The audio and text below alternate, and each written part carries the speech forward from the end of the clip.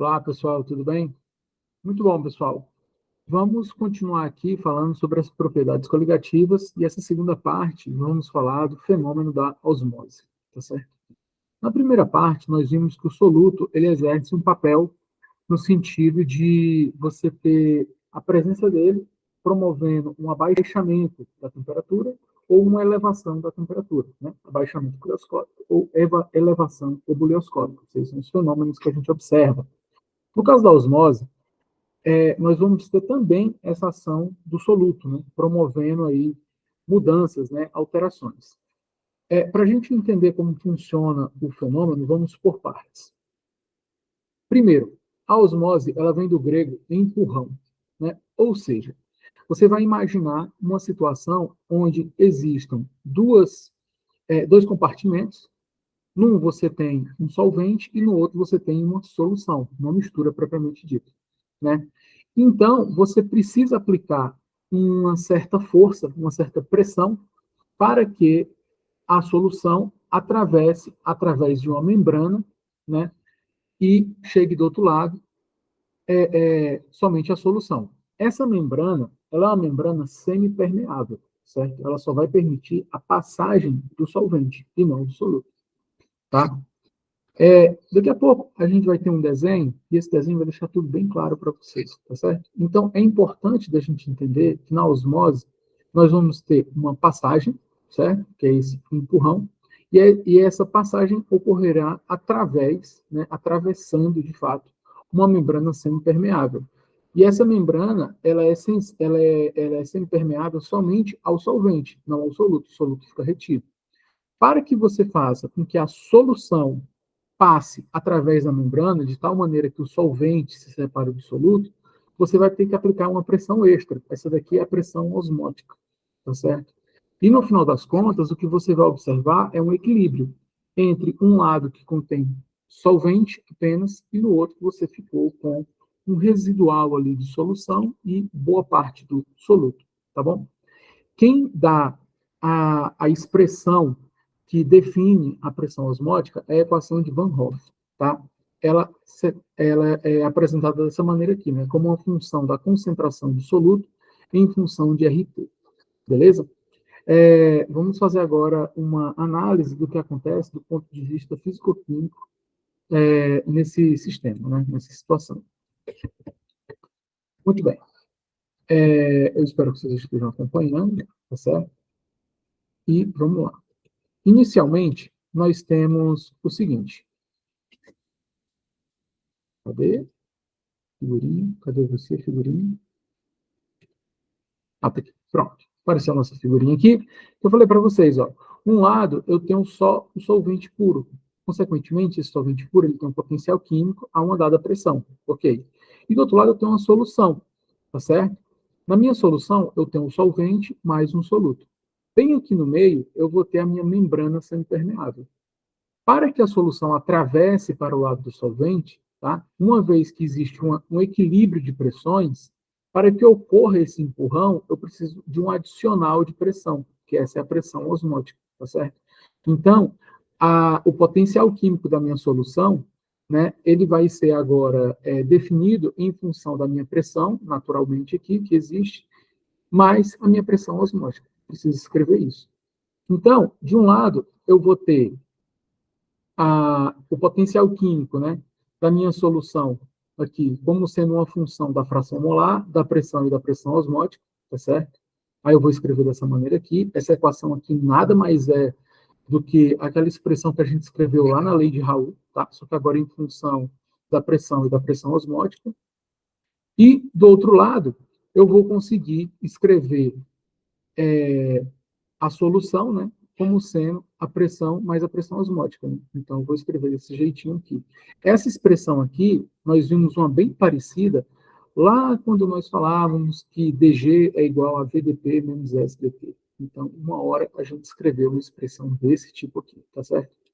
E no equilíbrio, eu vou ter que o potencial químico do meu solvente puro vai ser igual ao potencial químico do meu solvente na solução. Então, isso daqui é a minha condição de equilíbrio, tá bom, pessoal? Então, recapitulando, o que nós temos aqui é que, de um lado, eu estou definindo o potencial químico do meu solvente, tá certo? Puro, e do outro lado, eu estou definindo o potencial químico da minha solução. É isso que eu estou fazendo, tá bom? Eu estou arrumando maneiras de escrever e equacionar esse problema, para nós chegarmos na equação de Van Hoff. Né? Para a gente simplesmente não chegar aqui e jogar mais uma equação nas costas de vocês, e aí vocês não sabem nem de onde foi que veio isso daí. Né? O objetivo não é esse. O objetivo é tentar correlacionar essas questões relativas a como ocorre esse equilíbrio, tá certo? Veja que em nenhuma das duas equações aqui apareceu o soluto, tá? A gente vai fazer aparecer o soluto aqui ainda. Bom,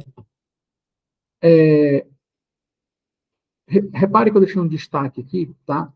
Na minha igualdade entre o potencial químico do solvente puro e o potencial químico do meu solvente na solução, tá certo?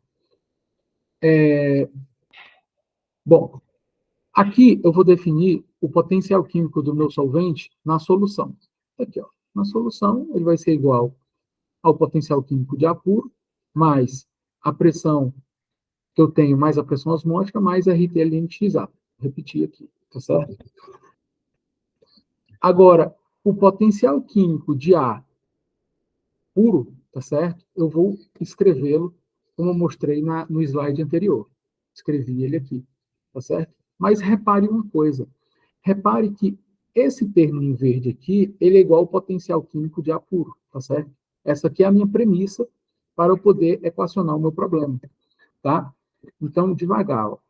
Eu tenho A puro e eu tenho A na solução, tá certo? Que está em verde. A equação, o termo que está em verde agora, ele foi definido, tá certo? Foi definido como sendo igual a esse termo que está em amarelo, que seria o potencial químico de A puro, tá certo? Recebendo a pressão osmótica, mais RTLNXA. Beleza. E aí, estamos juntos. Eu preciso agora definir quem é o potencial químico de A puro recebendo a pressão osmótica. Então, ele vai ser simplesmente o potencial químico de A puro, tá certo? A uma pressão P, mais um termo que vai ser responsável por fazer aparecer a pressão osmótica na minha equação, ou seja, que é a integral de P até a condição final, que seria a solução, né? Que é P mais a pressão osmótica, VMDP. Relembrando que esta última equação aqui que nós falamos, ela apareceu lá no finalzinho, né, daquela nossa discussão sobre energia livre de Gibbs, e VDP. Apareceu lá. Quando a gente tem que a temperatura é constante, né? Esse processo todo aqui está acontecendo a temperatura constante. Beleza?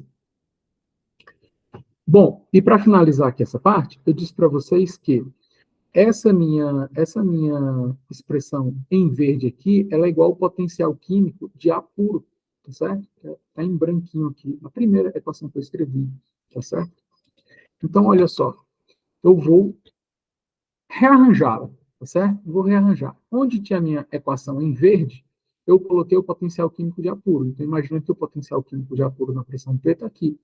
E eu passei o termo RTLNXA subtraindo, passei para o outro lado, tá certo? Para isolar o potencial químico de A puro recebendo a pressão osmótica, tá bom? Então, onde tiver esse meu termo em laranja, eu vou substituir por potencial químico de A puro na pressão P menos RTLNXA. Tá? Vou fazer agora uma igualdade aqui. Ó. Vou substituir. Repare, tá vendo?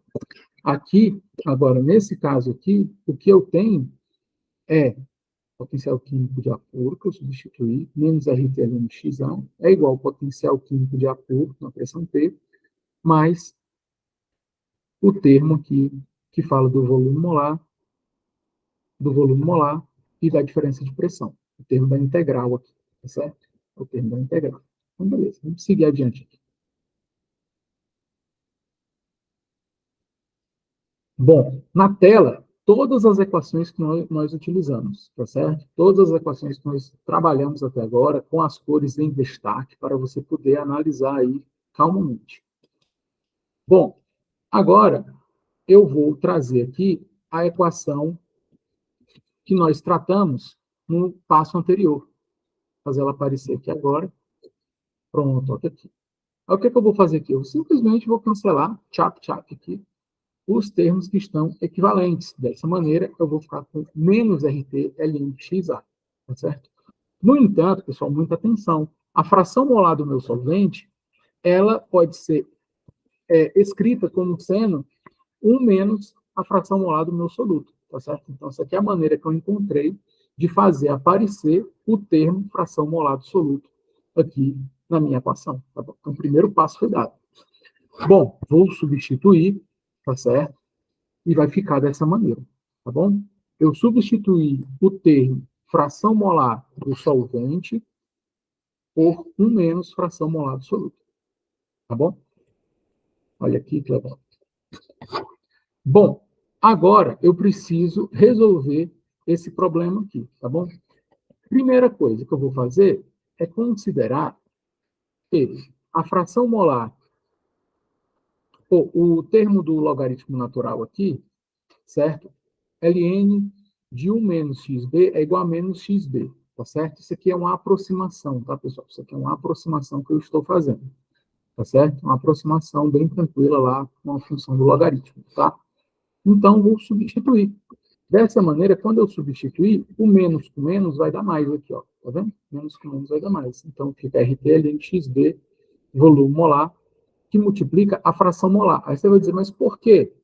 Bom, se você analisar aí com calma, o que você vai ver é que a integral de dp, ela é o próprio ΔP, ou seja, é o P final, P mais pressão osmótica, menos P, tá certo? Então, o P vai cancelar com P, vai ficar só pressão osmótica. Essa aqui é uma integral tranquilinha, né? Ela é fácil de resolver, tá bom? Continuando. A fração molar de B. Nesse ponto aqui, pessoal, muita atenção. Você vai dizer assim, Murilo, mas a fração molar do soluto é igual o número de mols do soluto dividido pelo número total de mols, tá certo? E aqui eu coloquei uma aproximação, que seria o número de mols do soluto dividido pelo número de mols do solvente. Por que eu fiz essa aproximação? Bom, partindo do princípio, muita atenção, hein? Partindo do princípio que eu tenho uma solução ideal, a minha quantidade de soluto, ela é muito pequena. Então, ela vai somar muito pouco no número de mols total, de tal maneira que o número de mols do solvente é muito grande, né? E o termo ali que iria acrescentar no número de mols do soluto, ele é muito pequenininho, então eu desprezei ele nesse somatório aí da parte ali do denominador, tá bom? Do denominador. Então, para ficar simplificado, eu deixei que a fração molar do soluto, considerando uma solução ideal, é igual a fração molar é igual ao número de mols do soluto dividido pelo número de mols do solvente, tá bom?